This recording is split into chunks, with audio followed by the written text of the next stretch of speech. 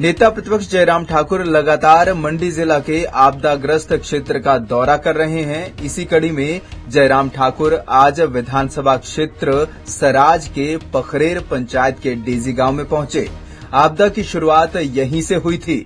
यहां से 11 लोग लापता हैं और अभी तक किसी को भी खोजा नहीं जा सका है। आपदा की वजह से इस जगह की सिर्फ मुख्य सड़कें ही नष्ट नहीं हुई हैं, बल्कि पैदल चलने वाले रास्ते भी पूरी तरह से तबाह हो गए हैं। पैदल चलने के लिए भी ये रास्ते सुरक्षित नहीं हैं।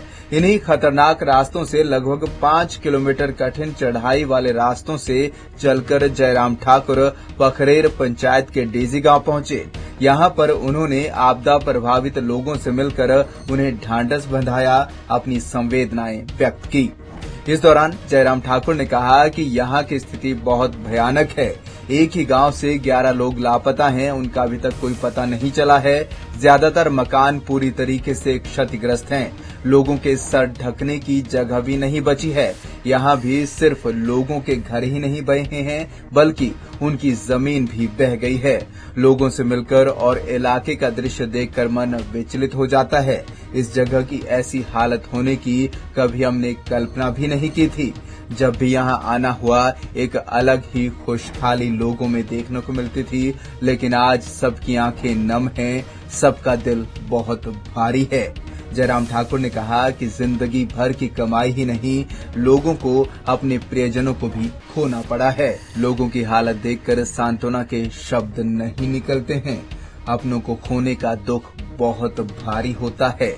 कुदरती खूबसूरती से भरी यह घाटी दुनिया की सबसे खूबसूरत जगहों में से एक थी, लेकिन अब हर जगह सिर्फ तबाही के निशान दिखाई दे रहे हैं। यहाँ के दृश्य दिल दहला देने वाले हैं, मन को विचलित करने वाले हैं। जयराम ठाकुर ने कहा कि यहाँ आने पर मुझे पता चला कि अभी तक यहाँ पर प्रशासन के आला अधिकारी नहीं पहुंचे हैं। लोगों को 8 दिनों बाद भी फौरी राहत नहीं मिल पाई है। यह चीजें भी बताती हैं कि आपदा कितनी बड़ी है। राहत एवं बचाव और पुनर्वास कार्यों को तेज करने की जरूरत है।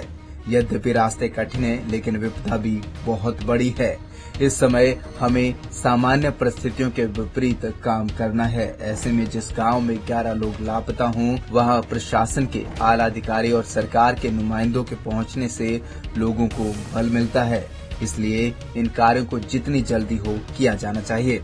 साथ ही जयराम ठाकुर ने कहा कि आपदा में राहत बचाव कार्यों में बहुत सारे लोग लगे हुए हैं। सभी विभाग काम कर रहे हैं, लेकिन आपदा का स्वरूप जितना बड़ा है, उससे साफ है कि वर्तमान में जिस स्तर पर काम हो रहे हैं, उसे बहुत अधिक बढ़ाने की आवश्यकता है।